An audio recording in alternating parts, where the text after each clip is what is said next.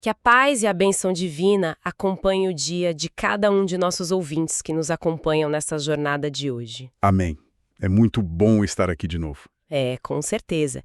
E para começar a nossa imersão de hoje, imaginem a seguinte situação. Tipo, um bilionário decide, por pura compaixão, pagar a dívida de todos os habitantes de uma cidade inteira. Uma baita de uma generosidade, né? Exato. O dinheiro sai da conta dele, o recibo emitido, a dívida está tecnicamente quitada no sistema, mas aí no dia seguinte, a polícia bate na porta de vários desses habitantes e os leva para a prisão exatamente por inadimplência daquela mesma dívida. É o que não faz o menor sentido lógico. Nenhum sentido. A nossa resposta instintiva é dizer não, isso é injusto. E é exatamente esse tipo de choque lógico, sabe, mecânico, que vamos enfrentar hoje. Nossa missão é nos debruçarmos sobre um verdadeiro monumento intelectual, o livro Teologia Sistemática, do renomado teólogo Louis Berkhof. É uma obra de peso, sem dúvida. Muito peso. E o nosso foco será um dos temas mais profundos e, debatidos da teologia cristã, os ofícios de Cristo, focando especificamente no propósito e extensão da expiação. Basicamente, queremos entender a mecânica divina por trás da salvação. Exatamente. O que a cruz realmente operou, né? Isso. E a grande pergunta que gera debates há séculos. A quem ela se destina de fato? E essa é uma excelente forma de enquadrar a nossa análise, sabe? Especialmente com essa analogia do pagamento de dívidas. É uma imagem forte. Sim, porque a tendência natural humana é olhar para a cruz e perguntar imediatamente: o que isso fez por mim? A gente é um pouco egocêntrico nisso, né? Totalmente. Mas Berkhof é extremamente metódico. Ele nos força a dar um passo atrás. Antes de podermos discutir de forma inteligente para quem a expiação foi feita, a gente precisa estabelecer o que ela operou no próprio Deus. No próprio Deus. Isso, no próprio Deus e na estrutura do universo. Não podemos começar pela perspectiva humana, sabe? Precisamos começar pela perspectiva divina. Certo. Vamos desempacotar isso. Porque, quando o material fala sobre a cruz afetando Deus, a mente de quem nos ouve pode dar um nó gigantesco. Com certeza. Porque, Deus não é, por definição, imutável. Sim, absolutamente. Então, como um evento no tempo e no espaço, mesmo sendo a crucificação, pode mudar um ser que é perfeito e inalterável? Lendo de relance, isso faz parecer que Deus estava apenas irado, de braços cruzados no céu. É a imagem que muitos têm. E aí a dor da cruz o forçou a amar uma unidade. É como se a expiação fosse a causa do amor de Deus. Aham. Essa é sem dúvida a concepção popular e equivocada mais comum. E Berkhof ataca isso logo de cara. Ele afirma, categoricamente, que a expiação não efetuou mudança alguma no ser interior de Deus. Nenhuma mudança. Nenhuma. Deus é imutável. O seu caráter não sofre alterações. A mudança que ocorreu não foi na sua essência, mas na sua relação com os pecadores. Ah, entendi. Na relação. Exato. E para responder àquela objeção fundamental, não, a expiação não é a causa do amor de Deus. Ela é a expressão suprema e o resultado desse amor. Então o amor já estava lá operando. Sim. O texto nos lembra do verso mais famoso das Escrituras, João 3,16. Cristo já foi a dádiva do amor de Deus. O amor enviou Cristo. Verdade. Deus amou o mundo de tal maneira que deu o seu filho. Perfeito. O que a cruz fez, segundo a teoria da satisfação penal que a fonte detalha, foi remover o obstáculo legal. Havia uma ira judicial ali. E é muito importante entender que não estamos falando de um descontrole emocional divino. Não é um Deus tendo um ataque de raiva. Não, de jeito nenhum. É uma exigência justa da lei que havia sido quebrada. O material usa o termo justiça federal e penal. E para garantir que ninguém fique para trás, o que significa essa justiça federal na prática? Porque não estamos falando de tribunais do governo, certo? Correto, não é o governo humano. O termo federal aqui vem da ideia de um pacto ou representação. É tipo um chefe de Estado que assina um tratado. A assinatura dele representa toda a nação. Entendi, é uma representação. Isso. Na teologia sistemática, Adão agiu como cabeça federal da humanidade na queda, e a justiça exigia que a penalidade fosse paga. O salário do pecado é a morte, né? Exatamente. Aí Cristo entra como o segundo cabeça federal. Ele representa o seu povo. Então, a justiça federal e penal precisava ser satisfeita pelo representante. Nossa, faz muito sentido. A cruz é o pagamento dessa dívida. Ela não criou o amor. Ela destrancou a porta, por assim dizer, para que o amor redentor pudesse fluir livremente na forma de perdão, Sem violar a própria justiça. sem violar a lei estabelecida por Deus. Sabe, é como um juiz que ama profundamente o réu, que talvez seja até o seu próprio filho. O juiz quer perdoar, o amor paterno está transbordando ali. Mas ele está preso à lei. Exato. A lei exige o pagamento de uma multa altíssima por um crime real. O juiz não pode simplesmente rasgar o Código Penal, senão ele deixa de ser um juiz justo. A corte perde integridade. Com certeza. A expiação seria o momento em que o próprio juiz tira a toga, desce do palanque e paga a multa com seus próprios recursos. O pagamento não criou o amor pelo filho, mas satisfez a lei para que o filho pudesse ir para casa livremente. Essa é uma analogia perfeita para ilustrar a remoção do obstáculo legal. E uma vez que esse obstáculo é removido, a relação é restaurada. Uau! Mas a análise de Berkhoff não para no efeito da cruz sobre o pai. Se a justiça foi completamente satisfeita por Cristo, a mente lógica tropeça imediatamente na próxima pergunta. Que seria sobre o próprio Cristo, né? Isso. O que acontece com o próprio mediador e com aqueles que ele representou? O texto nos diz que Cristo recebe o que é chamado de uma recompensa multiforme. Eu li isso no material e confesso que me deixou bem confusa no início. A cruz trouxe uma recompensa para Cristo, incluindo a glorificação e a plenitude dos dons. Mas ele é o próprio Deus. Ele já tem tudo, né? Pois é.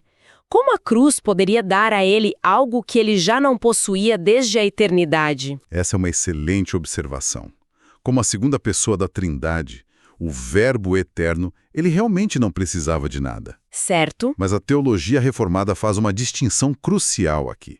A recompensa é dada a Cristo no seu papel de mediador, especificamente exaltando a sua natureza humana. Ah, natureza humana. É o Deus triunfante que recebe os confins da terra como possessão e, de forma belíssima, recebe o dom do Espírito Santo para derramar sobre o seu corpo místico, que é a Igreja. É uma vitória estrutural do universo. Isso faz todo sentido agora. É o triunfo do representante humano. Exatamente. Mas e quanto ao representado? E quanto ao pecador? Porque é aqui que o material mostra que as diferentes escolas teológicas começam a bater de frente umas com as outras, sabe? E entra aquela ideia da salvação possível versus a salvação garantida. Exato. Berkhoff contrasta a visão calvinista com as visões católica romana, luterana e arminiana. Estas últimas tendem a ensinar que a expiação tornou a salvação possível para todos os seres humanos. Possível, mas não certa. Isso. Ou seja, Cristo pagou o preço, limpou o terreno e agora cabe ao homem aceitar essa oferta por seu próprio livre-arbítrio. O que torna a coisa incerta, né? Torna a salvação de qualquer indivíduo incerta até o último momento da decisão humana. É como se Cristo tivesse emitido um cheque em branco gigantesco. Mas ele só tem valor real se alguém for fisicamente até o banco descontar. A obra divina faz a ponte só até a metade do caminho. Uma boa forma de colocar. Mas a posição reformada que Berkhoff defende argumenta o oposto absoluto. A expiação não apenas tornou a salvação possível, ela a garantiu meritoriamente. Garantiu de fato. Ela não é um cheque esperando compensação. É um depósito direto e irreversível na conta. Ela assegurou uma posição judicial adequada de forma definitiva, que é a justificação. Entendi. Assegurou também a união mística, a regeneração e, em última instância, a glorificação final. O pacote completo foi comprado e a entrega é certa, operada pelo Espírito Santo. Olha, aqui é que fica realmente interessante. E eu tenho que fazer o papel de advogada do diabo, trazendo uma objeção ética profunda que o próprio Berkhoff não foge de mencionar. Vamos lá. Se a salvação é uma garantia absoluta, se a dívida já está paga e o pacote todo já está comprado e selado, independentemente do que façamos, isso não destrói a motivação para uma vida ética? É uma objeção muito comum. Por que alguém se importaria em ser uma pessoa moralmente melhor, em lutar contra falhas de caráter, se o destino já está 100% garantido? A sensação é de que isso geraria uma negligência terrível. Essa é a objeção clássica, levantada há séculos. É o medo de que a graça irrestrita gere uma licença para a imoralidade. Exato. Mas a análise do texto inverte completamente essa lógica. Berkhoff argumenta que a doutrina substitutiva e penal da expiação é, na verdade, a única base segura para uma vida ética verdadeira e duradoura. Como assim a única? Explique o porquê disso para quem nos ouve, porque parece um baita paradoxo. Pensemos na alternativa. Se a salvação de alguém depende do seu bom comportamento contínuo, das suas boas obras para manter o status, essa ética é essencialmente baseada no medo. O medo de falhar. A pessoa não peca porque tem pavor de perder o céu ou de irritar a Deus. Isso não é uma transformação orgânica de coração. É uma pura gestão de riscos espirituais. Caramba, gestão de riscos espirituais. Nunca tinha pensado por esse lado. É bem isso. A visão de Berkhoff mostra que a justificação garantida leva diretamente à santificação. Porque o mesmo pacto que garante o perdão, garante a operação do Espírito Santo no indivíduo. As coisas andam juntas. Andam juntas. A expiação garante que a natureza corrompida será gradualmente mortificada e uma nova natureza será revestida. Uma mudança interna, real. A verdadeira ética, portanto, nasce de um coração que foi transformado e que agora ama a Deus genuinamente, e não do terror de um contrato condicional que pode ser cancelado a qualquer momento. Nossa, isso muda absolutamente tudo. É a diferença entre um funcionário que trabalha até exaustão apenas para não ser demitido no fim do mês e um filho que cuida dos negócios da família porque ama o pai e sabe que a herança já é dele. Exatamente. A garantia não gera preguiça, ela gera um senso de pertencimento inabalável. Precisamente. E se entendemos que a expiação realmente garante a salvação, que ela não é apenas uma possibilidade, mas uma certeza matemática no plano divino, a mente lógica tropeça imediatamente na próxima e mais explosiva pergunta. Que é para quem foi tudo isso, né? Exato. Deus deu essa garantia absoluta para todos os seres humanos da história. Porque se deu, e a garantia não pode falhar, então o inferno deveria estar completamente vazio. Esse é o famoso debate sobre a extensão da expiação. E pelo que exploramos nas notas, as pessoas costumam errar o alvo desse debate com muita frequência. Erram demais. O texto é cirúrgico ao definir o ponto exato em questão. O debate teológico não é se o sacrifício de Cristo tem valor suficiente para salvar todo mundo. Todo mundo concorda que sim, né? Sim, todos os lados concordam que o sangue do Filho de Deus tem valor infinito, suficiente para salvar milhões de mundos se fosse necessário. O debate também não é se os benefícios são aplicados a todos na prática. Porque vemos que nem todos são salvos. Pois é, a vasta maioria concorda que pessoas rejeitam a Deus e se perdem. A questão central é puramente sobre a finalidade, a intenção do plano divino. Os eleitos ou todos os indivíduos da raça humana sem exceção? Então, o que tudo isso significa na prática? Porque o material lista não apenas as visões polares, mas também algumas tentativas históricas fascinantes de criar um meio-termo teológico. A história da teologia é cheia de tentativas de conciliação. A posição reformada tradicional é incisiva. Cristo morreu com o propósito de salvar real e seguramente apenas os eleitos. Certo. Os arminianos vão para o outro lado dizendo que o propósito era tornar a salvação possível para todos. Mas o texto detalha grupos que tentaram suavizar a dureza da posição reformada. Por exemplo, os universalistas calvinistas. Conhecidos como a Escola de Samur, na França. Eles mesmos. Sabe, essa Escola de Samur me chamou muita atenção. Eles propuseram algo chamado duplo decreto. Certo. Como isso funciona na mecânica da teologia deles? É um conceito que Berkhoff chama diretamente de confuso e ilógico. Os teólogos de Salmur diziam que Deus, primeiramente, fez um decreto geral, enviar Cristo para morrer por todos os homens indiscriminadamente, sob a condição de que eles crescem. Tá, sob a condição de crer. Mas, sendo onisciente, Deus previu que ninguém aceitaria essa oferta por causa da total corrupção e dureza do coração humano. Então Deus precisou fazer um segundo decreto. O segundo passo. Dar uma graça especial e irresistível apenas a um grupo selecionado, os eleitos, para garantir que pelo menos eles crescem. Espera, isso soa como se o Deus Todo-Poderoso fizesse um plano A, sabendo de antemão que iria fracassar completamente. É bem por aí. Apenas para depois criar um plano B de resgate. Parece que estão tentando consertar um projeto divino que deu errado no meio do caminho, só para manter a palavra universal no vocabulário. Berkhoff aponta exatamente essa inconsistência. E há também aquele grupo escocês mencionado, os curiosos homens Merrill. A abordagem deles era diferente, não? Sim, a abordagem dos homens Merrill era quase puramente jurídica. Eles queriam justificar o fato de que os pregadores oferecem o evangelho a todos. Certo. Então eles diziam que Cristo morreu para salvar ativamente apenas os eleitos. Nisso eles eram ortodoxos. Porém, criaram uma distinção verbal. Diziam que Cristo não está morto por todos, mas que sua morte está disponível para todos. Como se o amor universal de Deus tivesse criado uma escritura de doação para toda a humanidade? Isso mesmo, a tal da doação. Deixe-me ver se consigo criar uma ponte com o mundo real para essa ideia. É como se um laboratório produzisse um remédio milagroso e o colocasse no centro de uma praça pública. Boa analogia. O remédio está disponível para toda a cidade. Essa é a doação universal.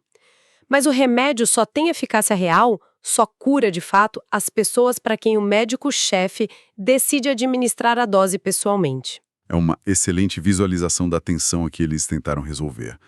A medicina está lá, mas a aplicação é restrita.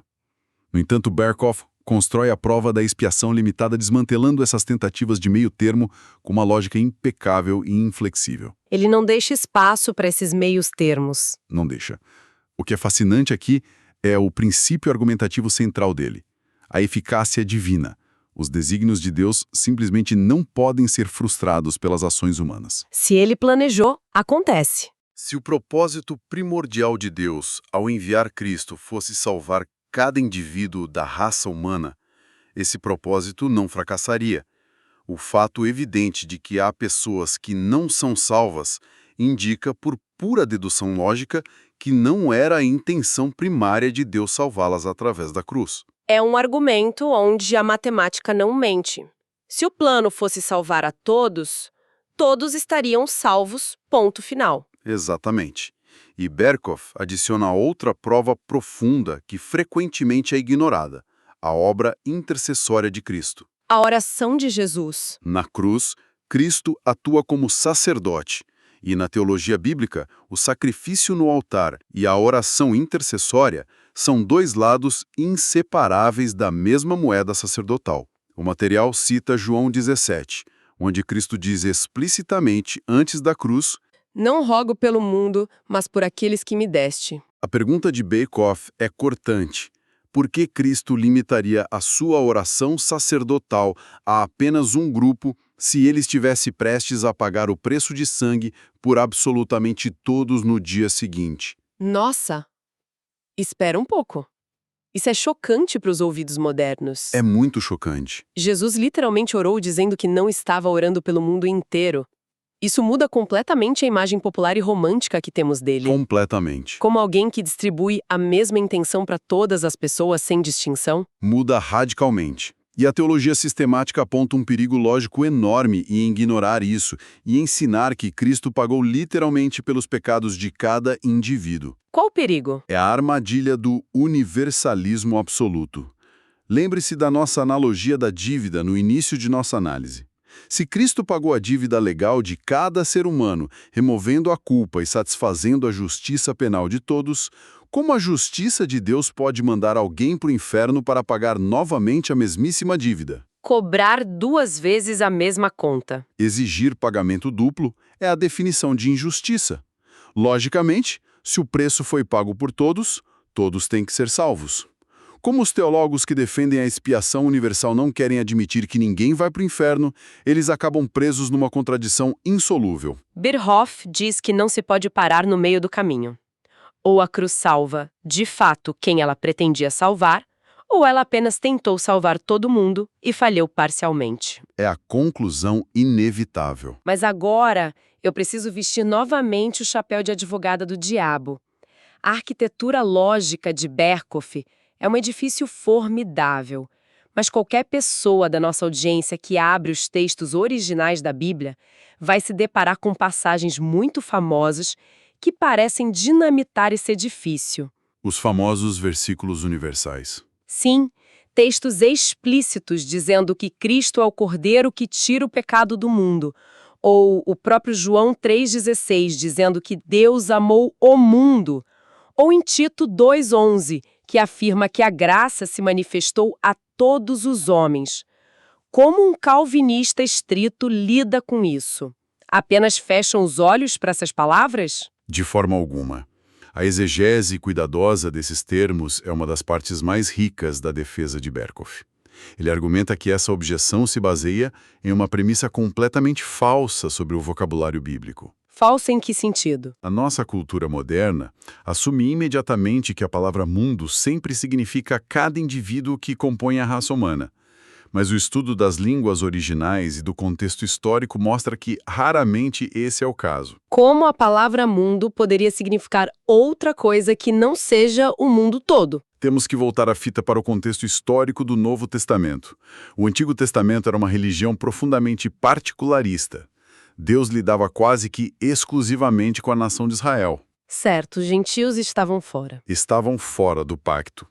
O uso da palavra mundo ou cosmos no Novo Testamento é frequentemente uma declaração teológica explosiva de que esse particularismo étnico acabou. Ah, para chocar os judeus? Quando o apóstolo João diz mundo, ele está dizendo a judeus chocados que o evangelho agora quebrou as fronteiras, engloba todas as nações, os gentios, pessoas de todas as etnias e tribos. Isso muda a perspectiva. Significa que a salvação perdeu as fronteiras geográficas. Não que cada indivíduo, sem exceção no planeta, está com a salvação garantida. Isso faz um sentido histórico tremendo. É mais sobre a qualidade internacional da salvação do que sobre a quantidade absoluta de indivíduos. E quanto a expressões universais como todos os homens ou simplesmente todos? A regra de ouro de qualquer interpretação de texto é o contexto. Em Romanos 5, quando Paulo diz que em Cristo todos serão vivificados, o contexto imediato faz um contraste com o fato de que, em Adão, todos morrem. Os dois cabeças federais que falamos antes. Isso. Aquele todos se refere estritamente a todos os que estão sob a representação federal de Cristo, assim como outro grupo está sob Adão. Se tirarmos o limite contextual e dissermos que todos significa cada ser humano respirando, então teríamos que admitir o universalismo absoluto que já provamos ser falho. Verdade. Pobres, escravos e homens livres, reis e camponeses, e não literalmente cada ser humano do globo. Há também uma passagem bem espinhosa em Romanos 14, onde o apóstolo Paulo adverte a igreja para não destruírem com a sua comida um irmão por quem Cristo morreu. Clássico. Se a salvação daquele irmão está absolutamente garantida pela cruz, como Paulo pode alertar sobre a possibilidade real dele ser destruído? Isso não prova que a intenção da expiação pode falhar na prática? O material aborda esse texto dissecando a retórica do apóstolo. Berkhoff, citando especialistas como o Dr. Shedd, explica que Paulo está fazendo um argumento hipotético. Hipotético. Sim, uma técnica retórica muito comum.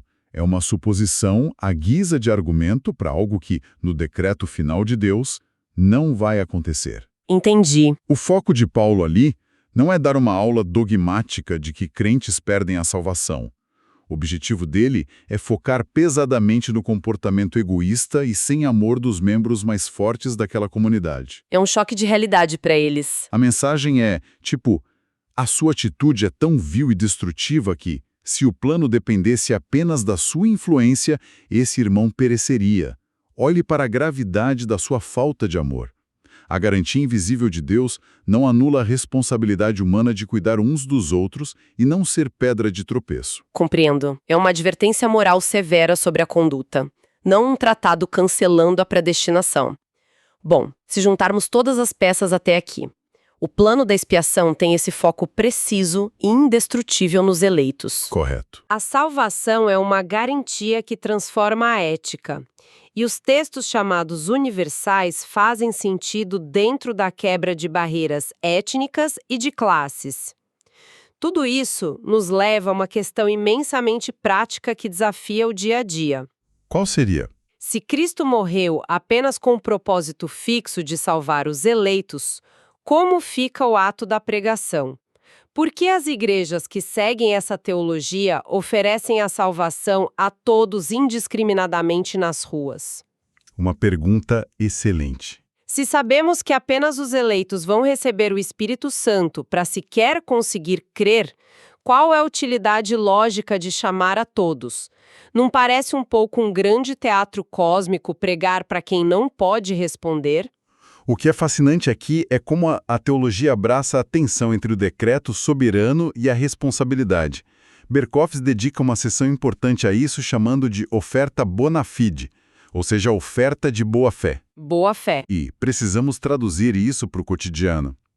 A primeira coisa a entender é que a pregação do Evangelho não é a leitura pública do diário secreto de Deus. Nenhum pastor tem acesso a essa lista, né? Exatamente. Nenhum pregador tem a tarefa ou a capacidade de adivinhar quem é eleito. A ordem não é, encontre os eleitos, mas sim, pregue o Evangelho a toda criatura. A oferta é uma promessa condicional, pura e simples. Quem se arrepender e crer, será salvo.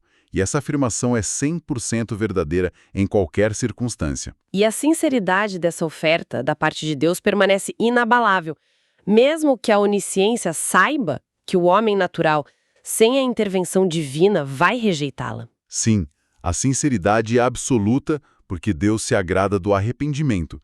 E mais do que isso, se conectarmos isso ao quadro geral, essa pregação universal atende a um propósito moral de extrema seriedade. Ela põe às claras, sob a luz do sol, a obstinação humana. Ela expõe a nossa teimosia. Ela remove qualquer sombra de desculpa. Se o perdão não fosse oferecido a todos, as pessoas que se perdem poderiam olhar para o Criador no dia do juízo e dizer: eu teria aceitado alegremente a sua graça, mas nunca me foi oferecida sequer a chance. É um argumento forte. A pregação universal, quando rejeitada, prova cabalmente que o coração humano, deixado por si mesmo, odeia a Deus ativamente. A culpa da condenação recai inteira e justificadamente sobre a escolha obstinada da criatura. Uau! Isso coloca um peso inimaginável no simples ato de pregar ou compartilhar a fé. A mensagem não apenas resgata, mas ela também se torna o testemunho ativo de acusação da rebelião humana. O universo inteiro observa essa dinâmica. Universo inteiro. E falando em universo inteiro, antes de encerrarmos, há um último detalhe no texto que expande as nossas mentes de uma forma espetacular. Nós passamos todo esse tempo focados nos mecanismos da humanidade. Mas o material revela um alcance da cruz que vai muito além. Um alcance que podemos chamar de cósmico. Sem dúvida.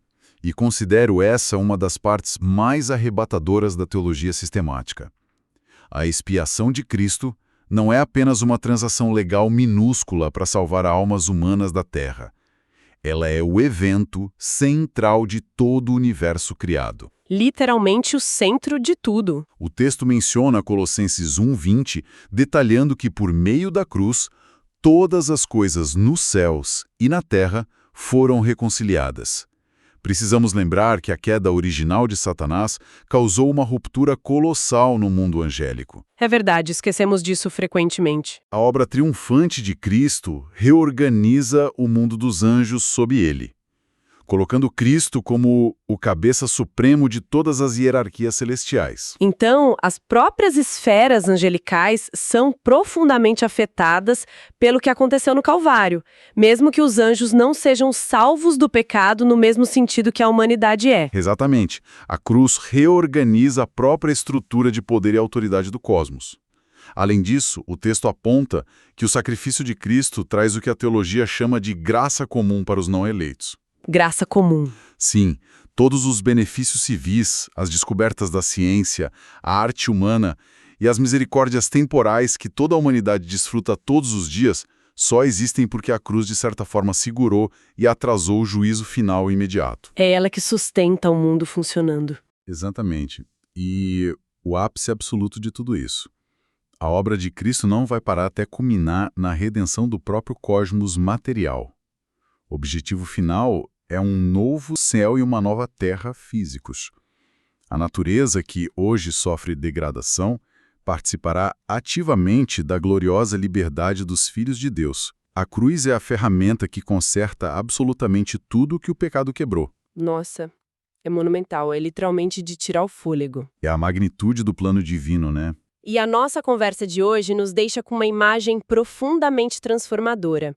Saber que o maior resgate da história do universo não foi um lançamento de dados incerto, onde o Criador ficou nos bastidores torcendo para ver quem aceitaria o acordo, foi uma vitória cirúrgica, premeditada e imutavelmente garantida, que assegura a santificação do coração humano, reorganiza a hierarquia dos anjos e promete a restauração física da própria terra sobre os nossos pés. Uma vitória completa. A reflexão final que deixamos para quem nos ouve processar hoje é a seguinte: como a compreensão dessa vitória absoluta e garantida nos bastidores da eternidade muda a maneira como devemos encarar as nossas próprias crises diárias de incerteza.